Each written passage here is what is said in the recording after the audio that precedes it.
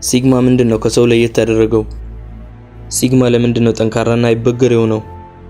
ብቻውን መሆን ስለሚያዘወትር ነው።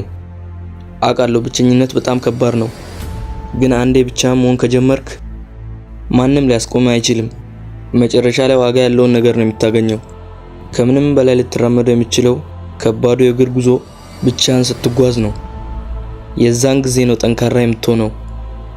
የዛን ጊዜ ነው ካራክተርን በደንብ ቢውልድ የምታደርገው። ብቻህን የሚያጋጥሙ ፈተናዎችን ከተዋጋቸው እናም ራስን ለመለወጥና መቀየር ስትሞክር ጠንካራ ትሆናለህ። ብቻህን መጓዝ ልመድ። ብቸኝነት ጠንካራ እንዲያደርግህ እድሉን ስጠው። ብቻህን መሆን በጣም ከባድ ነገር ነው፣ ግን ይሄ ብቸኝነትን ወደምትፈልገው ዕጣ ፋንታ የሚወስድህ። ለምን እንደተፈጠርክ የምታሳይ ከሆነ ሰዎች ወደ አንተ መምጣት ይጀምራሉ። ትክክለኛው ሰው ወደ ህይወትህ ይገባል። ብቻህን እንዳልነበርክ በሰዎች ትከበባለህ። ካንተ የሚጠበቀው ብቻህን መስራት ነው። ብቻህን ስትሆን በውስጥ ኃይለኛ ጥንካሬ ይኖራል። ስለዚህ ተስፋ እንዳትቆርጥ፣ እጅን አጣጥፈህ እንዳትቀመጥ።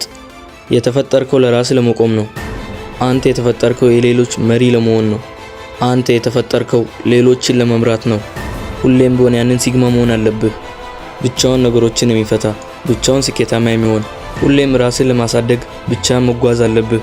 መቼም ቢሆን ወደ ኋላ እንዳትመለስ። ሁሌም ቢሆን ወደፊት ሂድ። ብቻህን መራመድ ዋጋ የለውም ብለህ እንዳታስብ። ምክንያቱም ሌሎች በተራመዱበት መንገድ የምትጓዝ ከሆነ ከሁሉም ጋር ተመሳሳይነት ይኖርሃል። ስለዚህ ከሁሉም ጋር ተመሳሳይ መንገድ ከምትሄድ ብቻህን በራስህ ዳይሬክሽን ብትጓዝ ይሻላል። እነሱ በሄዱበት የተሳሳተ ዳይሬክሽን እንዳትሄድ። በብቸኝነት ጥንካሬ ይሰማ። ከነሱ የተለየ ሰው ሁን። ዕጣ ፋንታህ እጅ ላይ ነው። ሂድና አድነው። ስለዚህ በአይምሮዬ ላይ መገንዘብ ያለብህ ነገር ብቻህን መሆንና ብቻህን መጓዝ ነው። ብቻህን መነሳት አለብህ። ትላልቅ አሳዎችን በራስህ መወሰን አለብህ። ብቻህን ስፖርት መስራት አለብህ። ብቻህን እቅድን መጀመር አለብህ። በቂ ገንዘብ ባይኖርህ ችግር የለውም። ጂም ባይኖርህ፣ የሰው እርዳታ ባታገኝ ምንም ችግር የለውም። መስራትና ማድረግ ወዳለብህ ነገር ብቻ ሂድ። ከሰዎች አቴንሽን አያስፈልግህም። ስራን ብቻ በዝምታ መስራት ነው የሚጠበቅብህ። በሁሉ ሰው ዘንድ ተፈላጊና ተወዳጅ መሆን ትፈልጋለህ። ስለዚህ ማንም ሳይ በድብቅ ብቻህን መስራትና መልፋት ይጠበቅብሃል። ስለዚህ አንድ ነገር አስታውስ።